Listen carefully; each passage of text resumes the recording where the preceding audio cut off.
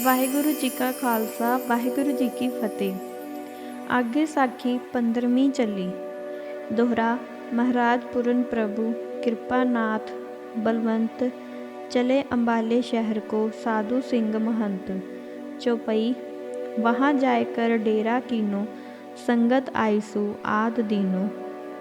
एक सिख मोहर 5000 रखी आई गुरुचरण मजार।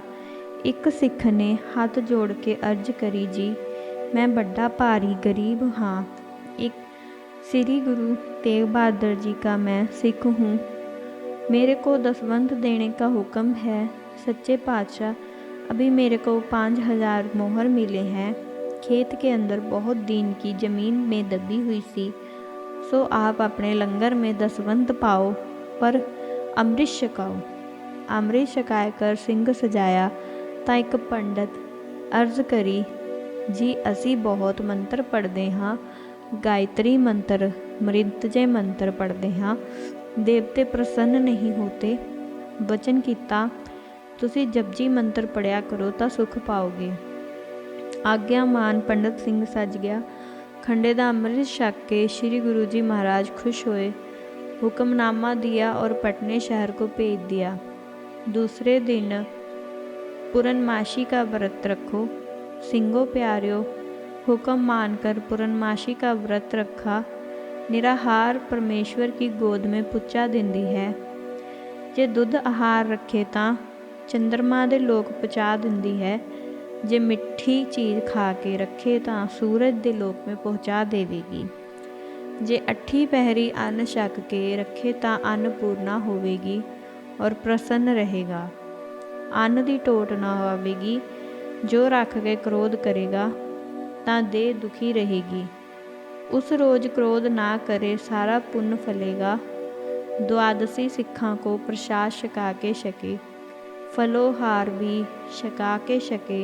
यथा योग सेवा करे, परम पवित्र व्रत होर एक के समान कोई नहीं।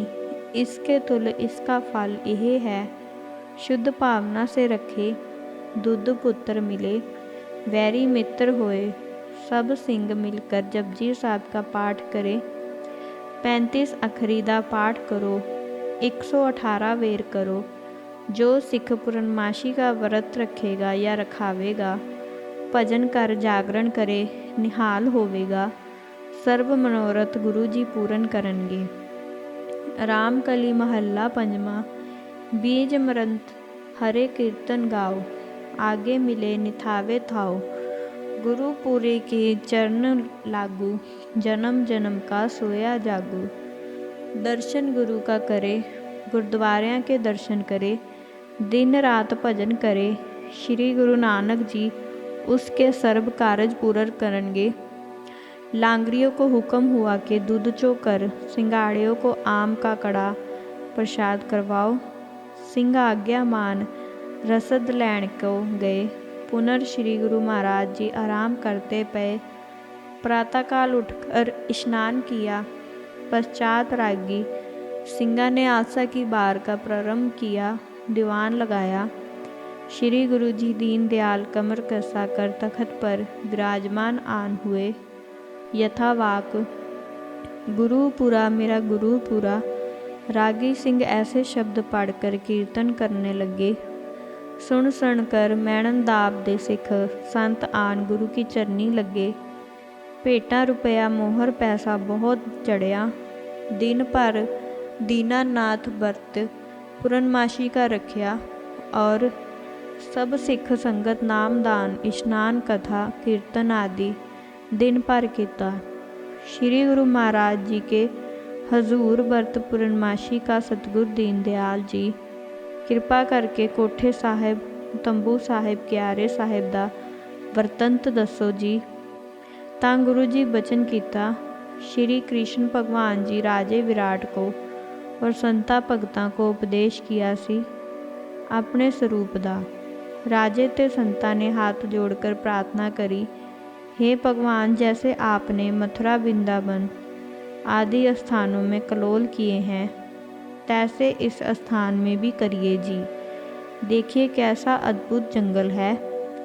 ਤਾਂ ਸ਼੍ਰੀ ਕ੍ਰਿਸ਼ਨ ਦੇਵ ਜੀ ਨੇ ਆਗਿਆ ਦੇ ਕੇ ਅਸੀਂ ਬਾਲਕਾਂ ਦੀ ਨਿਆਈ ਇਸ ਅਸਥਾਨ ਵਿਖੇ ਸ਼੍ਰੀ ਗੁਰੂ ਨਾਨਕ ਨਿਰੰਕਾਰੀ ਜੀ ਦਾ ਅਵਤਾਰ ਧਾਰ ਕੇ ਖੇਡਾਂਗੇ।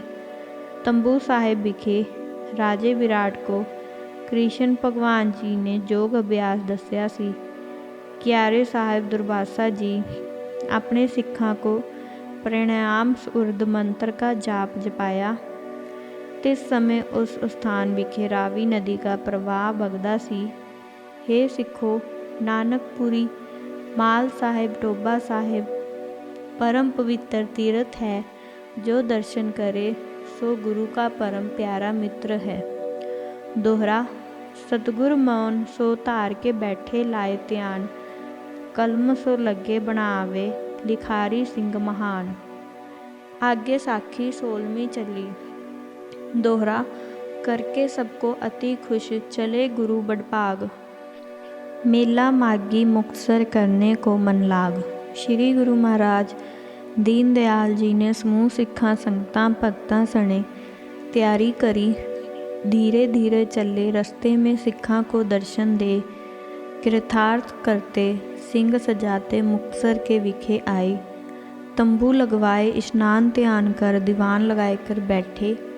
हज़ारां सिख सिंह मालवे देश दियां संगतां दर्शन करन लई आण जुड़ियां। दर्शन करके आनंद होण लगे। श्री गुरु जी दे हजूर अरदासां भेटां चढ़ाउण और चरणों पर शीस रख के मत्था टेकण। इस प्रकार बड़ा मेला हुआ।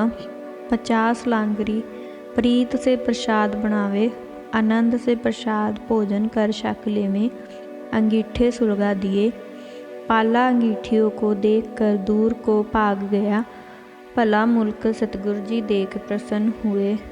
5000 वाहिगुरु जी का खालसा श्री वाहिगुरु जी की फतेह लगे गजाउण। तां सबको उस समय मलवई और मजैल सिखा हाथ जोड़ बेनती की, हे गुरु सच्चे पातशाह जी, इत्थे पानी की बहुत लोड़ है। गऊआं ते गिद्दड़ तिहाए ते हलकाए हो जाते हैं। किरपा करके साडी रखिया करो। छोले बाजरा खांदे हाँ, मोठ मिस्से अन्न खांदे हाँ। वरखा नहीं हुंदी तां असी जी माल ते बच्चियां वाल नूं नाल लैके भरिया घरां नूं छोड़ के दरियावां ते जांदे हाँ। इतनी अरज सुनकर श्री गुरु दीन दयाल सच्चे पातशाह जी हुक्म कीता, हे भाई सिखो, तुसी सब पदार्थ छकोगे। नदियां दरियावां दा जल तुहाडे खेतां विच फिरेगा। नदियां दे वसनीक तुहाडे देश आके अपना गुजारा करनगे। जिथे जंड ते अक लगे दिसणगे उत्थे अंब ते अनार लगणगे और बड़े सुंदर बगीचे शोभा पाउणगे। जिथे मोठ बाजरा है उत्थे कमाद झोना होवेगा। मोठ ना खावोगे, 36 प्रकार के पदार्थ छकोगे। गुरु गुरु जपोगे, सुल्तानी हिंदू कोई ना बनेगा। सतगुरु दे चरना पर शीस रख अरदास कर बैठ गए। बड़ा मेला हुआ। 50 लांगरियों ने प्रसाद बनाए। प्रीत से आनंद से भोजन करे। अंगीठे लगा दिए। अंगीठियों को दोख कर पाला हरण हो गया। भुला मालक देख श्री गुरु जी अति प्रसन्न हुए। 5000 सिख अमृत छक के गुरु रूप होए। करन लगे मुखार बिंद दोबारा हाथ जोड़ के श्री वाहिगुरु जी का खालसा श्री वाहिगुरु जी की फतेह है। फिर ਸਿੰਘਾ अर्ज करी, सच्चे पातशाह जी असानू सेतबंद रामेश्वर का दर्शन कराओ, जिस स्थान विखे श्री रामचंद्र जी महाराज ने पुल बन के लंका नू जित्या और बचन किया, हे ਸਿੰਘੋ प्यारो इशनान करो, नितनेम जप साहब पढ़ो और तैयारी करो। श्री गुरु जी ऐसी कला दिखाई। जद सर्व संगत ने भोग पाया, मत्था टेकिया और छेकड़ की तुक पड़ी। केती छुट्टी नाल पढ़ के जब मत्था टेकिया और जिस समय शीस उच्चा किया तां की देखिया, जो समुंदर का किनारा पड़ा नज़र आउंदा है। ऐसा मालूम हुआ इत्थे ही बहुत दिन से हाँ।